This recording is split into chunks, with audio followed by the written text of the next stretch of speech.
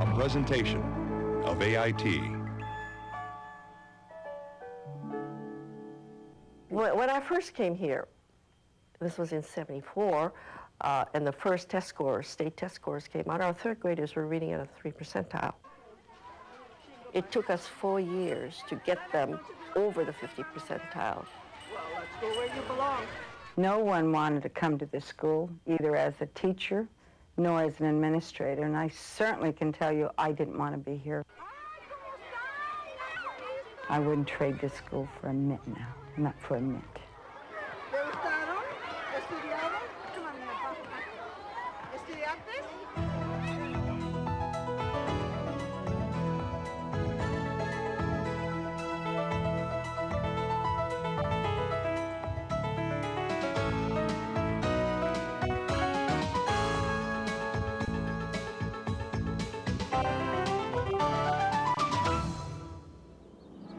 This program tells the story of two schools in Greater Los Angeles. Our first stop is the Bennett Q Elementary School in Inglewood, California, just outside the Los Angeles city limits. There is a solid middle-class core in the region served by Bennett Q, but the school also serves a large poor transient population. Nearly 60% of the students who attend Bennett Q are eligible for the subsidized lunch program. Despite the demographic odds, Bennett Q's achievement scores have improved considerably. For example, third grade math scores have moved from the lowest to the highest quartile in the state. This success has taken place under the leadership of Principal Nancy Ichinaga. The keys, a belief every child can succeed, and a system to make it happen.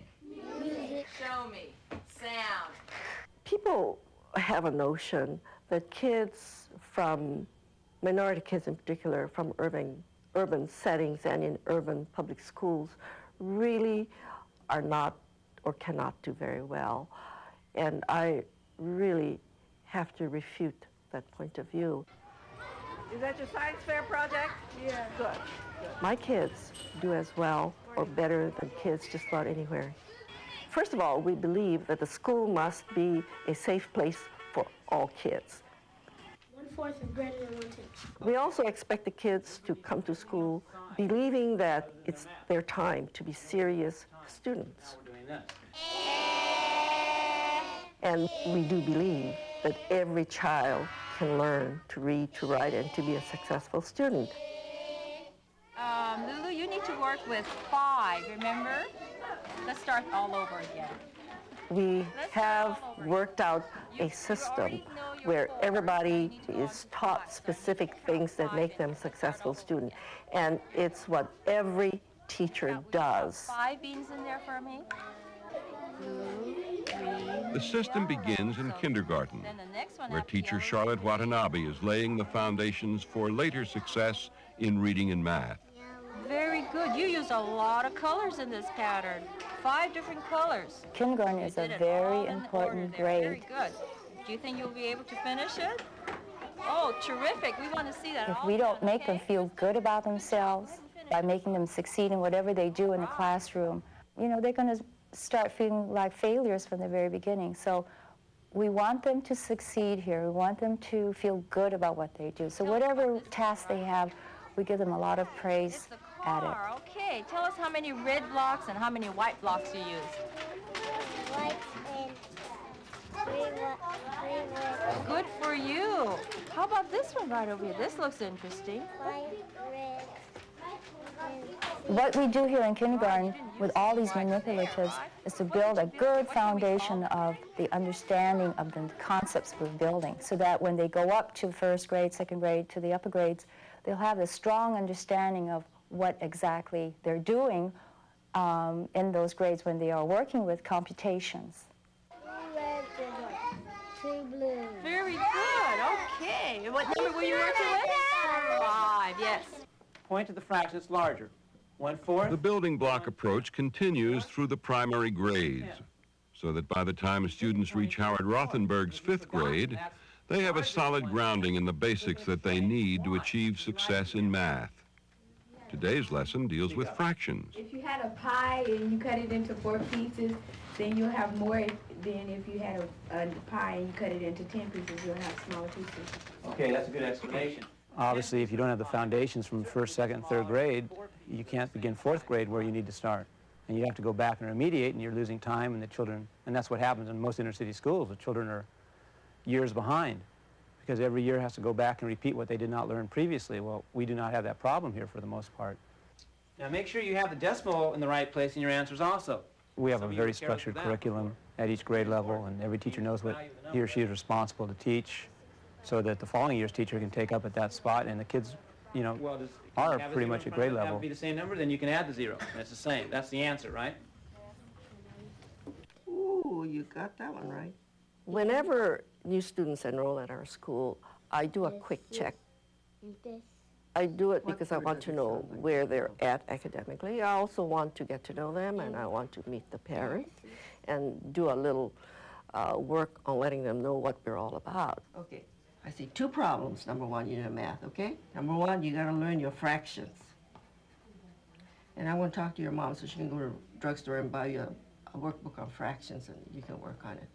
And I'll teach her how to teach. One of the very important things about our school is that our kids are held accountable for their learning. In other words, we have expectations by grade level for every kid. In spelling, she's a little behind. Think about a 3.6. Okay, now in math, she's right. And the kids and the parents know from the very, very beginning that if they are in kindergarten, these are the things they have to master before the year is over. And if they don't, they probably will not go on to the next grade. So a kid doing real good in 4th grade would be able to do all these problems. Let's go for it. Get your brain turned on. Ready? Yes. Say cry. Cry. Show me. Sound. Bennett Q's curriculum focuses on math and reading. Say sheep. Sheep. Show me.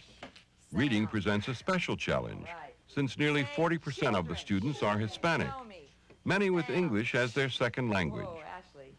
Good afternoon, everyone. Good afternoon, Mrs. Harman. How are you today? I am fine. How are you? Special classes like this one are available to help Spanish-speaking children improve their English comprehension. What is the date, please? Today is Tuesday. I do believe that if you want to learn English, you have to learn English. I don't believe that you're going to learn English by learning Spanish. Parents, when they came to our school, expected the kids to be taught in English. They didn't expect us to be able to do it in Spanish. Everybody read it for me. This clown has a big frown. Let me see a big frown. Every time I say, let me see a frown, it makes us want to smile, doesn't it? Let me see a smile. Which is better? Smile. Oh, I knew you were going to say that. Okay. To teach reading, the Bennett Q curriculum relies heavily on phonics. It's a curriculum that the faculty strongly supports, since they help to write it. Everybody. This clown. What we do is make sure everyone learns.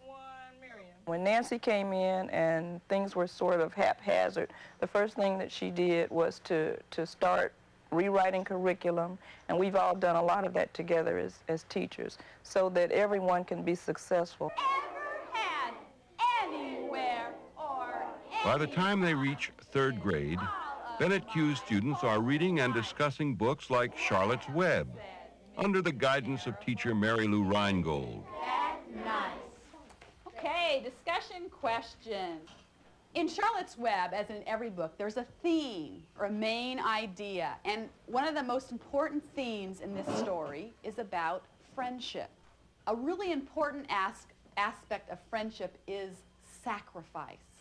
And who can give me an example in Charlotte's Web of when did she sacrifice? Jonathan B. When she said that she wasn't, it was too inconvenient for her to go, but she went anyway. Go where? To the fair. Exactly. Okay, now think in your life. When have you been sacrificing? Remember, I know you've all helped people. You're great helpers. But when have you helped when you didn't want to? Elizabeth. When I was sleeping at home, and my niece, she broke the lamp where she was throwing balls, and she came to me in my bedroom. She woke me up, and I told her I didn't want to help her to stay out of trouble because I was too sleepy. But did you help her? How come? Because I didn't want her to get in trouble. That's neat. That's a great example. It's exciting to see these children being able to read and to being able to digest a story like Charlotte's Web and get the meaning out of it. Interrupt her sleep and help somebody. The school's special because it's run so well. Nancy, the principal, is ahead of her time. She knows where we all need to be moving, so she keeps us on track. I monitor what happens in the classrooms by periodic tests, which the teachers all give, and every teacher in every grade level gives the same tests. How do you say this word? By carefully monitoring the performance of each student, Nancy Ichinaga ensures consistency across the curriculum and helps teachers identify and correct any weaknesses in their approach. Okay, to find out or to make out. Okay, so do that, okay? Look at your post. Here, Nancy and Cheryl Draper brainstorm with new fourth grade teachers to find better ways to assess the writing skills of their students. Could you guys kind of take a look at them and come up with something that's more usable for you guys? Could we even give it, instead of 1, 3, or 4, could we give it a content score and a mechanic score? Yeah. Because they have something to do with one another, but they're two different things. It's too hard to... These assessments really help us stay on focus. It helps particularly the new teachers because, you know, they really have no idea what it is they're supposed to teach. And this way they learn this is what we need to cover. And so they're more successful. You know, write about real stuff. Yeah. The kids... Nancy shows her support for her teachers in many ways, in small ways and in large ways. When someone's having a problem and Nancy needs to deal with it, I feel she approaches it as a group, as a team effort. You know, we need to work on this. You know, what can we do? How can I help you to change whatever it is she feels needs to be a little better? And whether it's an individual or as a grade level, we usually kind of brainstorm and come up with some ideas on things that can be changed. And I think you have to focus in on, you know, if it's descriptive, then you got to use good verbs. If you get a good principal who knows what she's talking about and knows curriculum and knows her people, then anyone can do it. And no one should take excuses. We don't have excuses for why children can't learn. Right. Our main focus is to make our kids successful. We don't teach because we need a job. We teach primarily because school is for kids. Good, okay. And all together you use how many for each train of cubes? 5. 5, okay, good job. Will you take that home and read to your mommy and daddy? Okay, good. Good job, Ronald. Oh, look, Laudem, you finished your butterfly picture. Excellent. Okay, let me see. Very nice. Beautiful. Oh, everybody spelled clown. Let's say it. Clown. We have a very nurturing environment. We think that's very important. We have a place where kids can work hard, where they can feel good about themselves, where they can be successful.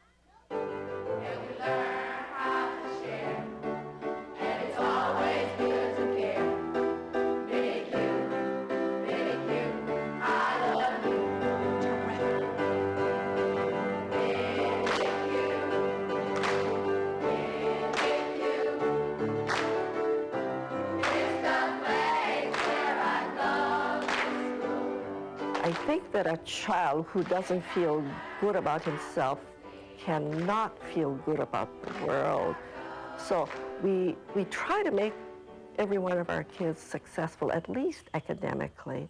So whatever may be wrong with another part of his life, at least this part is good.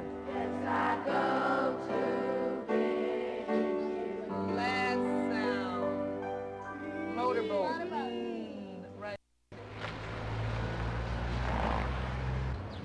Our second Los Angeles school is located in a predominantly Mexican-American section of the city. The school is Euclid Avenue Elementary. There are more than 1,200 students attending Euclid Avenue. 93% of them are Hispanic. Over 90% are eligible for the subsidized lunch program, and a majority are from single-parent families. If you want to keep up with what's happening at Euclid Avenue School in the heart of East Los Angeles, just follow these Reeboks, but be prepared to hurry. Esther McShane and her school are on the move. I do not spend my time during the day doing paperwork. The action is in the classroom. The action is in the yard. The action is in the eating area. I have high needs to be with my students and my staff. And he has high expectations today. Until Esther Castrita McShane took over as principal, Euclid was a very low-achieving school with little expectation of future improvement. Today, Esther and her staff are doing what it takes to achieve success at Euclid Avenue Elementary School. It's up to you. You are the writers. When she came to Euclid 4 years ago, Esther's first step was to establish a safe environment for the children. She fenced in the school grounds and established strict rules of conduct throughout the school. Now, first of all, let's talk about something. Do you have a right to get angry? Yes. Yes. What do you need to do with the person if you're angry with the person? Tell them not to bother me. Okay. And does the person have a right to know why not to be bothered? Mm-hmm. So you need to tell the person why. Is that correct? Okay. Sometimes enforcing the rules requires a one-on-one talk with a student. Sometimes it requires a session with both the students and the parents. Talk. Estamos hablando que la cosa con Francisco aquí, él necesita. I believe that all of us are responsible for our choices, and that I have a role in to help people understand the choice that they make in their behavior. Maintaining order also means maintaining the appearance of order. By trying to stay one step ahead of the graffiti that plagues the area, for example. Every weekend, local gangs and rival gangs from other neighborhoods leave their mark. The graffiti is a constant reminder of the obstacles that Euclid Avenue students face every day. Many of the children come to Euclid speaking no English at all. To cope with the differences in language, Euclid places a strong emphasis on bilingual education. The sole purpose for bilingual education is to acquire English, to be literate in English, to converse and to compete in the English-speaking world. In order for someone to learn a second language, there has to be a certain level of literacy so that they can transfer understandings, concepts to another language. Uno. No, muy fácil, ¿verdad? Dime en una oración completa. Hay un mal en la pared. Muy bien, Dina. Excelente. The bilingual program here is very successful. It's successful because it's a philosophy that has been embraced by all of us. Huh?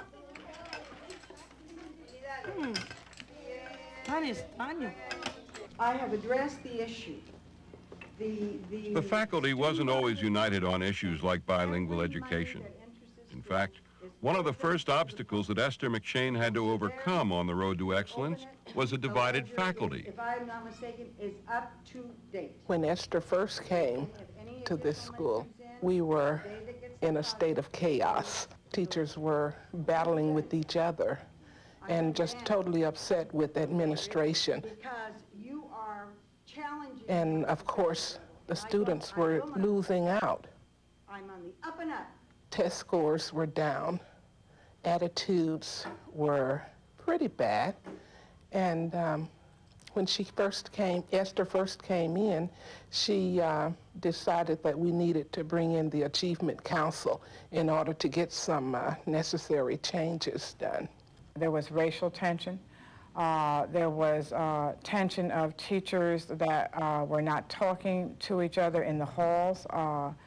There was no focus on looking at kids and achievement. There were the teachers that were with the bilingual program and versus the non-bilingual teachers. All those things were going on. It was a fractured school, very fragmented. Emilia Tinoco is head of the local teachers union and a classroom teacher at Euclid. She was here when Esther became principal. Ms. McShane brought some outside mediators, which were part of this Achievement Council, to come to see if maybe we can work this out. And what the point that we got to was not really having to change over our beliefs, but at least respect the other person. Let me just tell you that they began to experience that it is okay to be different.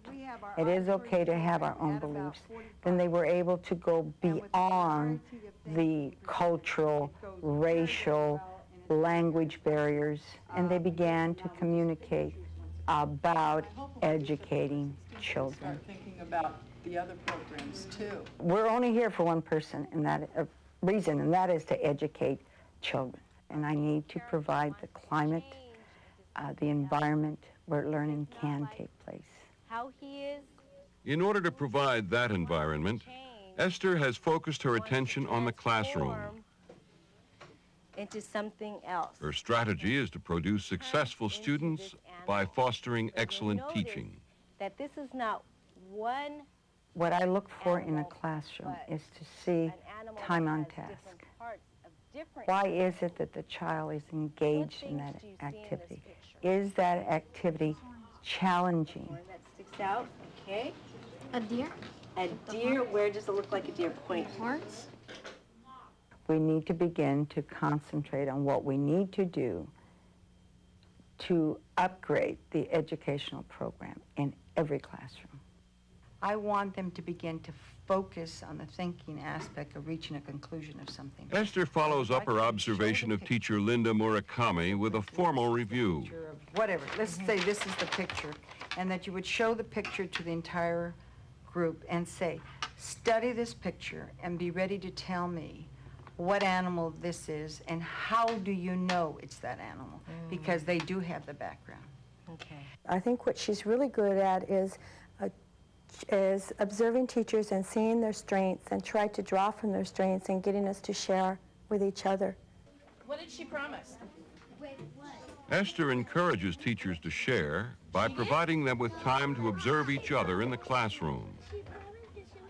Afterwards, she will meet with the teachers to discuss their observations. And so did he get the necklace? That's a lifetime skill. I think to be an effective administrator, you have to be allow them a to teacher. do that and feel good about it. This is a large classroom. The entire school is a large classroom. I have teachers, I have children, and I have community, I have parents. What actually is our question? One way to involve the community in Esther's extended classroom is to conduct educational programs for parents and their children. That we haven't even thought of yet. Try to solve the problem. Then I'm going to let you work in This is a session on problem-solving skills. Programs like these help lay the foundations for success by integrating parents into the life of the school. You want me to double that $1.20? Yeah. 120 until what time? Attaining success also means preventing failure, and that means helping children overcome obstacles to learning. What's our goal today? This student needs help in setting and meeting daily goals. Following directions. Individual attention is an important part of Euclid's program. And then Every week, the committee of teachers and specialists meets to discuss children who are experiencing difficulty in the classroom. Vice Principal Robert Cordova chairs these meetings. In the movement from what he has in his head to the paper. That's yeah. the part that's in like overall, like when we talk about everything from behavior to completing of tasks, he's not progressing well enough to be on grade level skills. So I feel that he needs help. Esther has established a safe environment that is conducive to learning. She has united the faculty, encouraged professional development, and involved parents in the life of the school. Write it down for me, please. Her next challenge is to improve student achievement, the most important job of all. Working together? Excellent. Today, we're going to use communication. We're going to use the system communication as a way of looking at another person's point of view. I'm the wolf, Alexander T. Wolf. To help improve achievement, Esther has established a bilingual gifted and talented program. The real story is about a sneeze and a cup of sugar. Her plan is that the teaching strategies developed in the program will soon be used throughout the school.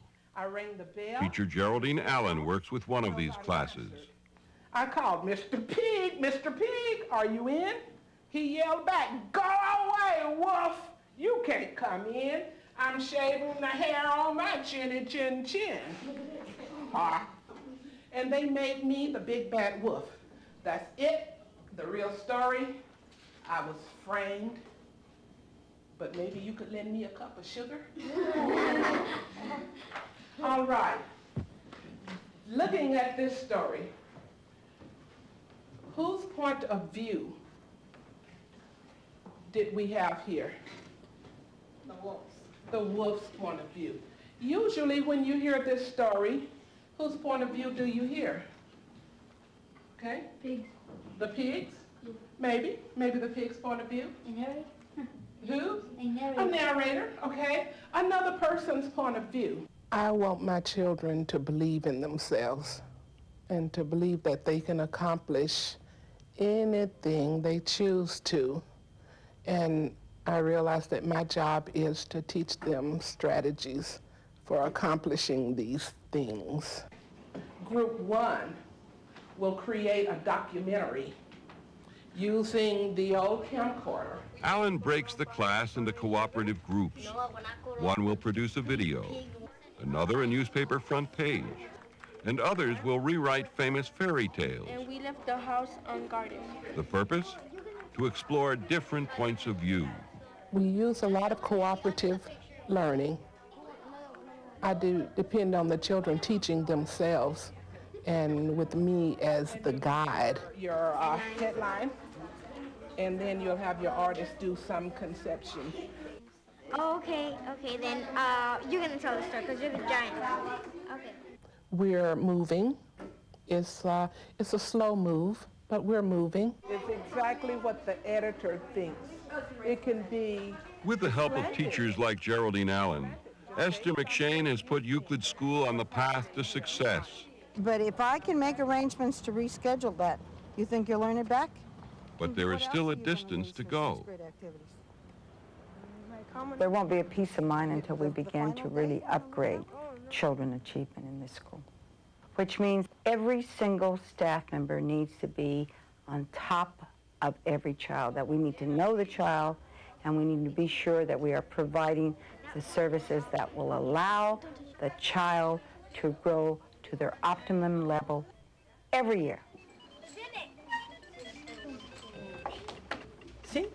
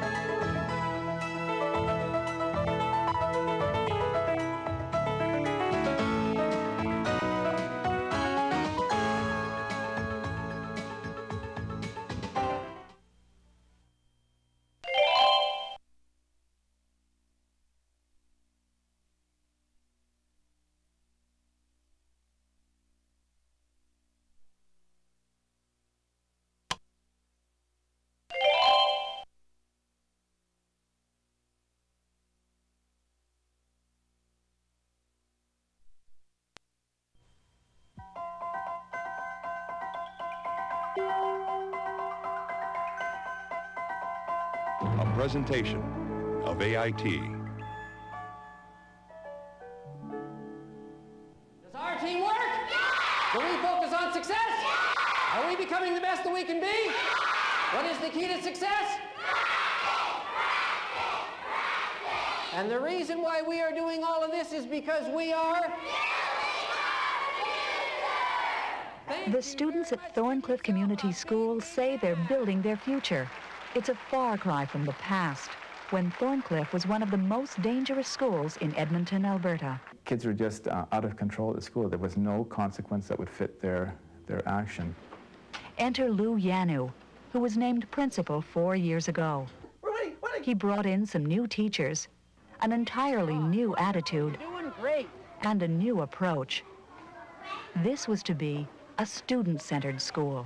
In a student-centered school, the belief, the generic belief, is that every child can succeed. Long way to say I. And they are succeeding. I am.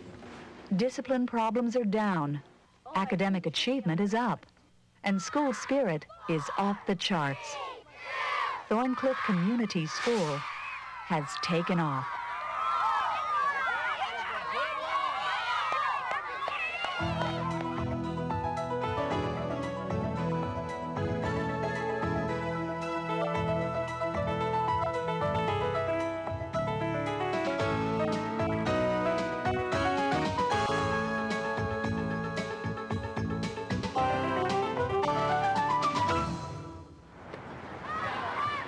It's a big day at Thorncliffe. This is a showdown between two floor hockey teams. The students against the teachers. At stake, the Kubasal Cup.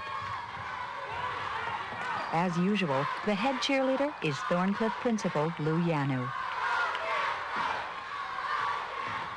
Right now, the 300 Thorncliffe students are finishing a series of intensive assessment exams, which is exactly why this game is being played. If we can introduce something that children can enjoy and loosen up in regards to and have a little bit of fun with, then it just makes coming to school and going through the assessment period just a little easier for them. And in the gymnasium during the time of the cup, you can just see it on the faces of the students how much they're enjoying this. The students are enjoying it. So are the teachers, especially when they score the first goal. It's the teachers 1-0. More about the game later. Thorncliffe is a school that's undergoing a radical transformation. One that began when Lou Yanu arrived 4 years ago. What are you doing to mentally prepare them? At the time, Thorncliffe was one of the worst schools in Edmonton. The school sits on the west side of the city, in the shadow of the enormous West Edmonton Mall. By U.S. standards, the surrounding neighborhood might not seem poverty-ridden. But 3/4 of Thorncliffe students are considered low income, and nearly half come from single-parent families. This is a troubled neighborhood with one of the highest crime rates in Edmonton, and many of those troubles were carried over into Thorncliffe. It was a school that in many ways was very dysfunctional. Teachers were suspending students from the classroom to the tune of over 300 a month out of the classroom for being disruptive and out of control. While some students were unruly, many others were frightened. James Ross is a 6th grader at Thorncliffe. He remembers how things were. Before, on the playgrounds, there was a lot of violence and fighting all the time. And you couldn't go outside without being afraid. Lou Yanu's first priority was to eliminate the fear. He did away with corporal punishment, but set up strict rules for behavior. Carrie Moody. Any student breaking those rules is disciplined quickly and fairly. You told the boy not to touch your ball. What should you have done then, besides kicking him? Go tell the teacher. That's right. Now, when you told Michael not to touch your ball, how did you tell him that? What Ted Davis presides over daily detention. Children who have broken a rule spend their recess time here. Okay. You hit somebody, you're going to have a recess detention. You hit somebody in the outside the school, there's going to be a consequence for that. If you hit somebody when you're older, and it's in a mall or in a dark shopping center parking lot, there's going to be a consequence for that action. And that's what we're trying to get these kids to realize. There's a consequence for all their actions. Good morning, boys and girls. Good morning, Mr. Yanu. Discipline is also maintained by positive reinforcement. This assembly is to award monthly Diamond of Distinction certificates to students who exhibit exemplary behavior. Any student who earns a certificate is eligible for a drawing to be held the last day of school. The grand prize for the Diamond of Distinction Award will be a brand new 18-speed bicycle. Any idea why you're here? I don't. Another distinction at Thorncliffe is to be called to the principal's office. At this school, it usually means you did something right. For the most part, Mitch, you've made a lot of changes here at the school. You put in a lot of great effort, and that's why you're here this afternoon. I received this. And let me tell you what a celebration it is for the students when they come down to the office. I am very impressed. And we have an opportunity to share the good news with one another, and then in each and every case, I take it upon myself in the presence of the student to inform the parent or guardian of that child, whether they be at home or at work. And it is just a wonderful celebration. Oh, that's just great. He just loves that school so much, and he's done so well since he's been going there. If it weren't for the teachers and yourself, he would not do as well as he does. Lou Yanu also went about transforming the entire school atmosphere. Thorncliffe was to be a place where all children could succeed. As part of our belief statement, we believe that all students have 3 generic needs. 1, a need for competency and achievement. 2, a need for structure, safety, control, and discipline. And 3, a need for positive, personalized interaction between peers and adults. As a staff, then, if we collectively believe this, at our staff meetings, we make decisions as to programs, activities, and events that match that. Oh, wonderful. You're doing great. Can you feel it pulling? Positive interaction between children and adults. It's evident in the classroom and on the playground. Lou Yanu does whatever it takes to make Thorncliffe as enjoyable as possible. His enthusiasm is obvious. It's also highly contagious. But discipline and an inviting atmosphere are only means to an end. The primary mission of Thorncliffe is education. If children enjoy coming to school, there's no question they will learn. If children do not enjoy coming to school, and in fact hate being in class, regardless of how tight your curriculum is, they will learn less than they are capable of. So the teaching-learning process must be interesting. It also must be inviting and fun. Every facial thing has a feeling.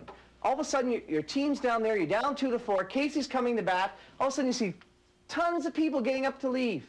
Fifth grade teacher Ben Nathanson has taken that idea of combining fun and learning and turned it into an art form. Are you mad? Yeah. Well, show me mad. Your best friend's getting up to leave. You paid for him to get in. His poetry class is studying Casey at the Bat, complete with sound effects. And I want you guys to make noise as if you're at a baseball game. And when I drop my hand, I want you to show me what you think a death-like silence is, okay? Are you ready? And that's what happened, and that's unbelievable. I believe in what I do, and I come every morning saying, who am I going to change? How am I going to make his life better? How am I going to get him to learn something? They challenge me, and I accept that challenge. And all I ask for is effort, but if I'm not going to come with the enthusiasm, they're not going to learn anything. So it's my personality to take the humor and look for the humor in somebody and draw it out of them. Now, did you change your expression? Ben Nathanson doesn't simply have his students read out loud. They take this poem, search for the emotional elements, then act them out. Casey's coming. Look, here he comes. Look at him. Yeah, that's expression, folks, not... I want them to get excited about reading. Words are fun. Words can do things to you. If you use a little drama with it, if you use expressions and make them feel it, when they go to their desk, you got them started. You got a fire built in them. Casey's coming to bat. You've got a chance to win. All right. DJ's jumping up for joy. They're going, counting his money. Man, I got money on this game. And you challenge them. I'm challenging those kids to find a different way to do it. Right? So you've got to believe what you're pretending to see. What are you pretending to see? Casey's coming. Show me Casey. And then they pick apart the story slowly and they see it differently. That's exciting for a child. Versus, here's the book, read it, answer the questions. That's not exciting. Things are exciting back at the hockey game. The students have a penalty shot. The contest for the Kubasaw Cup is tied. Teachers won, students won. Okay, how was this story, how was her story different from the original fairy tale? This is another school-wide activity, something called shared reading. Each week, students gather in small groups to read stories they've written. Launchers to aid us in the battle. We only have 20 warriors. When Holly got there, she hid. Obviously, it is a very academic-directed program. The opportunity for children to engage in quality writing skills. Joy to meet you, Holly told him. But also there is a social component to it as well. The children then have the opportunity to meet with all grade levels in the school and share their writing. And so it goes back to the idea that academics and behavior can fit very well together. Yes. At Thorncliffe, good behavior goes hand in hand with academic success. And if a student isn't succeeding, there's plenty of extra support available. You go ahead and try and distract them. Pat Costoros teaches a skills class. If students are disruptive or have trouble paying attention, they come here for one period to learn some basic interpersonal skills. Yeah. Keep trying.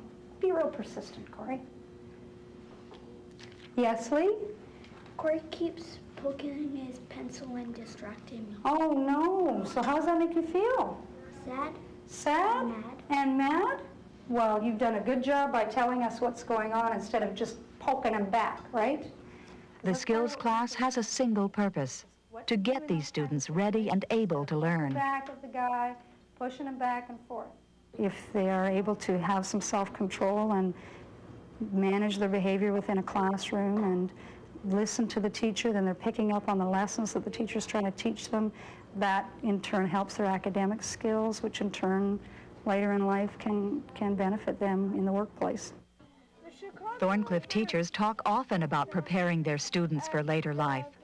So when Ted Davis has his fourth graders read a story, they do it in small groups. The focus isn't on just reading, but also on cooperation. They come into my classroom, we have to cooperate with each other. We're a team, we work together, we're a group. What we're trying to do at this school is prepare them for once they get out of this school.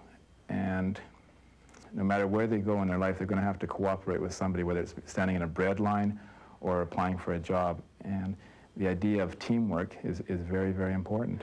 8 times 6.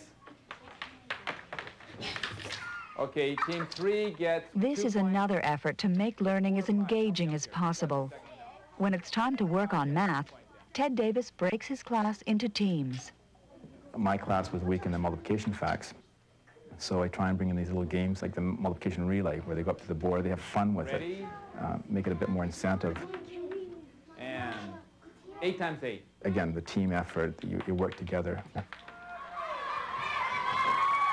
Meanwhile, the student hockey team works together to break the tie.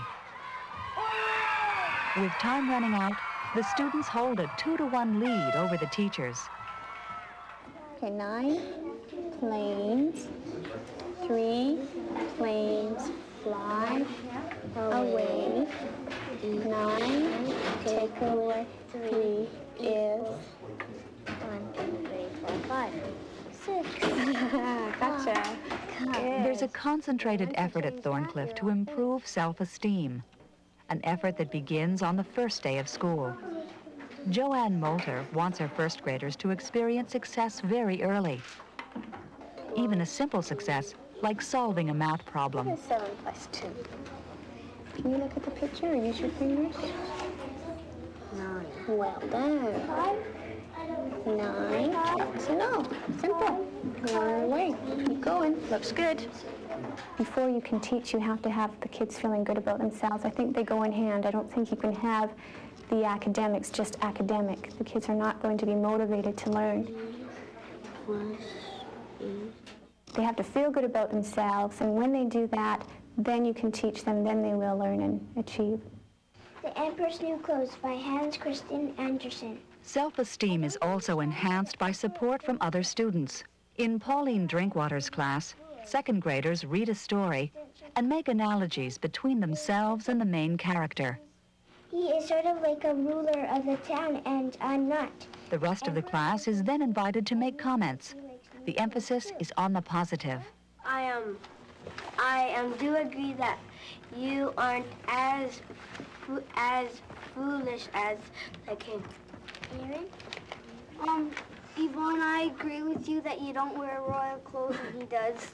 Okay, thanks for sharing, Yvonne. That was very good. Half a dozen cookies cost $2.70. What is the cost of one? Well, the information, if we look at it like this,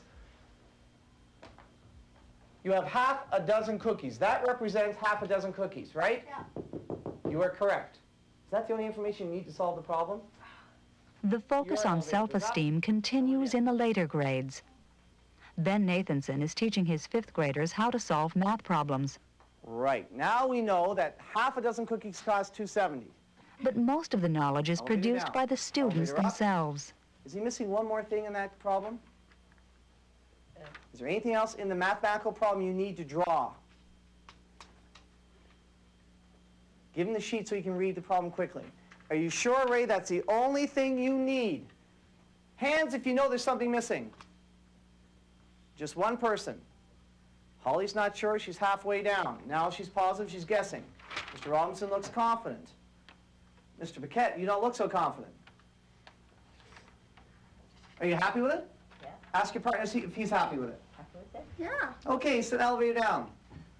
You're not happy with it. I am happy with it. There's something wrong. No, step one. We're still step one. Mr. Robinson.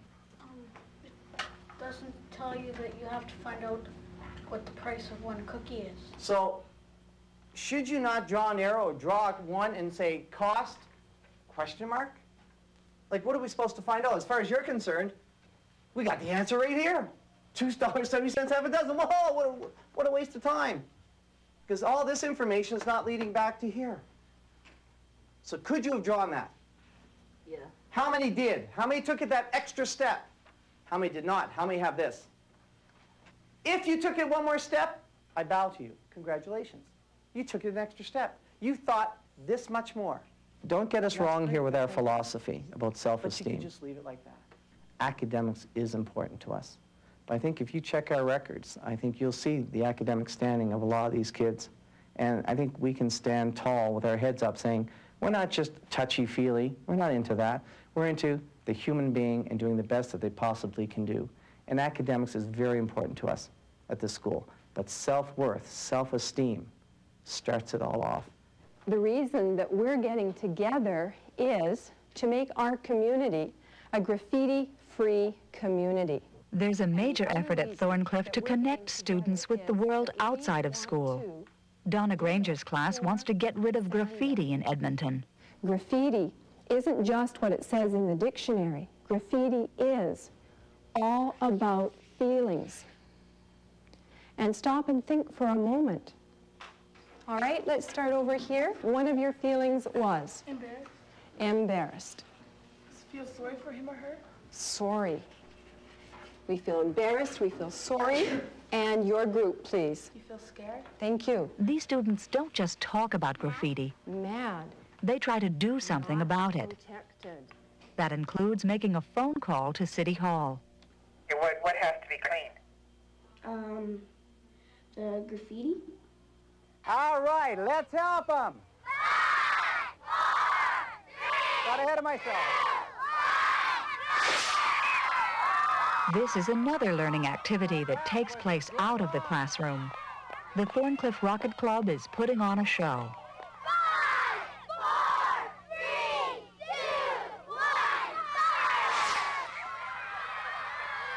fire! The Rocket Club was the idea of school counselor Pat Fizel. The idea that we put children in a little box called school and we invest their childhood there, I don't believe has been overly successful. At Thorncliffe School, we invest children in the daily act of living, in the daily act of making their world a little bit better. Things are going a little bit better for the teachers. They score to even the hockey game at 2 goals apiece.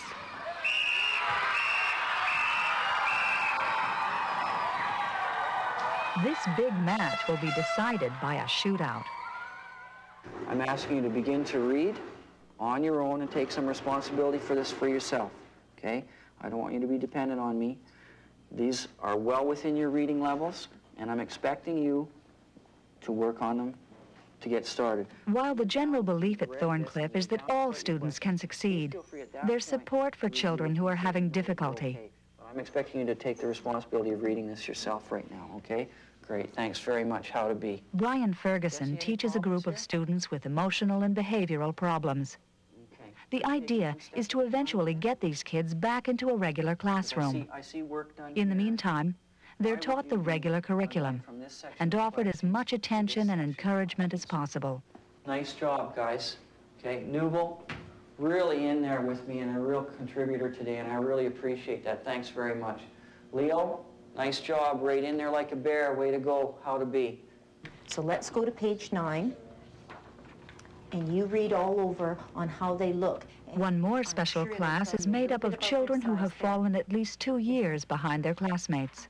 I guess I would describe them as I have a family of 11 children. They range in age from 9 to 13. Do you know what a high rocking Monica Ullman teaches the class. Again, the goal is to have these students catch up and move on. They come feeling very left out. Some of them actually come with quite a chip on their shoulder, saying things like, "I'm stupid." End of story. They believe that, and they would repeat that quite often at the beginning of the year. Yes, he used to live in Europe. My philosophy as a teacher is, whether it's with special needs students or with regular students, is that all children can have successes if the situation is set up very carefully at the beginning so that those successes are very meaningful to them. There's a continual effort at Thorncliffe to monitor all students, an effort that goes beyond the usual standardized tests. The school has developed its own assessment program in which each child is tested at the beginning of the school year and again at the end of the year. We are more interested in individual growth for students over the course of the year than comparing them to other learning groups either in the city or in the province. We are able to do that by identifying the change that takes place between their achievement level at the beginning of the year and at the end of the year, the classic pre- and post-test assessment profile. If testing shows a child is falling behind, teachers at Thorncliffe search for new and different strategies. All around the school, there are reminders to the staff. They're expected to do anything it takes to reach every child. It's a team effort. I will not say to the child, you did not succeed. It's we did not succeed. And that includes the parent. It's a triangle, and the kid has to know it's a triangle. And it's the school, the teacher, the parent, and the child. And we truly believe that here at Thorncliffe. If a child in a classroom is having difficulty learning, the teachers have committed themselves to working with that child, certainly within the classroom, but outside the classroom, as well as networking with the parents to ensure that that child will succeed. Tell me that one. Parents have played a critical role in Thorncliffe's transformation, whether it's tutoring children or monitoring the playground. 25 minutes after 6. After 6. We have another bingo coming up on Tuesday, and we were wondering if you'd be able to work it. Cheryl Rose is president of the Parental Advisory Council, which has more than 100 members. Once a month, the council runs a bingo game at the West Edmonton Mall. And 30 more. They raise enough money to pay for most of the school's field trips. We have a tendency to find out that budgets have been cut. And the schools don't always have enough funding to do exactly what they want to do. And whatever they've decided to do, which isn't saying that it isn't enough for the kids, but we just like to give that little extra so that, you know, the kids get the best that they can possibly get. Ladies and gentlemen, here we go. Good luck, Ray. Back at the hockey game, the shootout is nearly over. He's going to shoot. Eventually, he's going to shoot. He's going. Oh, no! The students score to go ahead by 1. The teachers are down to their last chance. I don't believe it. I don't believe it. Here we go. If they miss this shot, the game is over. To the The students win the game and the famous Scuba Saw Cup, at least until next year. Lou Yanu has accomplished his initial goal. He's changed the environment of an entire school and the attitude of an entire student body. We got Thorncliffe spirit, lots of Thorncliffe spirit in our schools and voices, you can hear it. We've got Thorncliffe spirit, we've got Thorncliffe spirit, the spirit of Thorncliffe is here. That's school's meant to be. Our school focuses on success, our team works and does its best. We have terrific students here, fantastic teachers, principal here.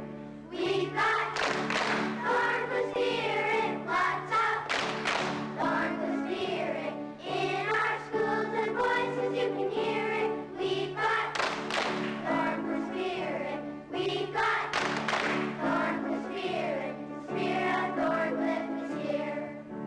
That's what's meant to be. Let me just pretend I know what I'm doing. Thorncliffe Community School has become a haven, a place to enjoy, and a place to learn. Once a school has the base foundation of strong, solid, supportive discipline, as well as a vibrant, spirited, inviting culture and climate, academics, hard, well fine-tuned academics, can be brought into a school with much more enthusiasm. With the base foundation in place, teachers are more empowered and enthusiastic and find the energy to engage in curriculum development and redevelopment. So across the top of your page, how people got to school. Lou Yanu is given credit for turning around an entire school. But he says he's done just one thing: assemble an all-star team of teachers. The role of the coach, like a hockey coach, is to bring the highest quality of players to play on that team. And the Thorncliffe team has players that are of a quality that could go out at any one given moment and win the Stanley Cup of school. We've got Thorncliffe spirit, the spirit of Thorncliffe is here. That's school's meant to be. A big hand for the Thorncliffe Community School choir.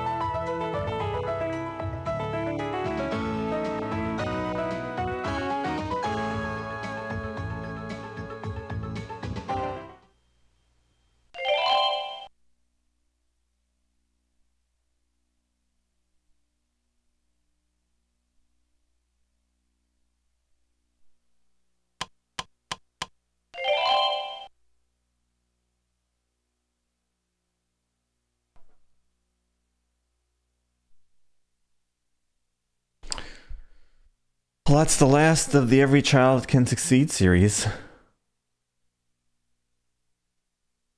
Move on to something else now.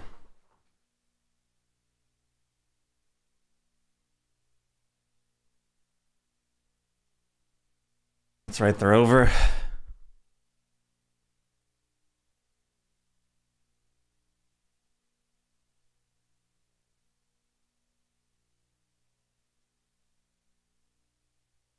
On to the next stuff.